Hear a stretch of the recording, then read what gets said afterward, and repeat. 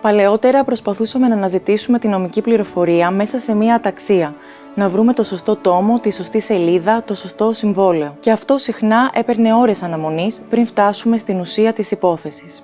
Σε κάθε πράξη ο χρόνος έχει σημασία, γιατί πίσω από κάθε συμβόλαιο βρίσκεται ένας άνθρωπος που κάτι θέλει.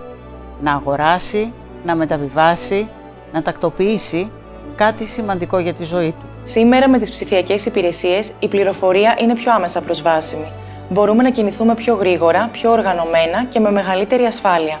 Η διαφορά δεν είναι μόνο στην ταχύτητα, είναι και στην αίσθηση ότι η διαδικασία γίνεται πιο καθαρή, πιο διαφανής και πιο αξιόπιστη.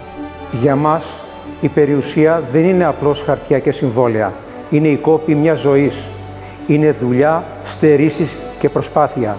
Και όταν έρθει η στιγμή για να γίνει μεταβίβαση στα παιδιά μας, στα εγγόνια μας, θέλουμε να νιώθουμε ασφάλεια. Ότι αυτό που δούλεψες μια ζωή για να αποκτήσεις προστατεύεται και περνάει σωστά στους δικούς σου ανθρώπους. Για εμάς σημαίνει ασφάλεια δικαίου. Αξιοπιστία και ταχύτητα. Για όποιον δούλεψε μια ζωή είναι σεβασμός σε όσα έκτισε.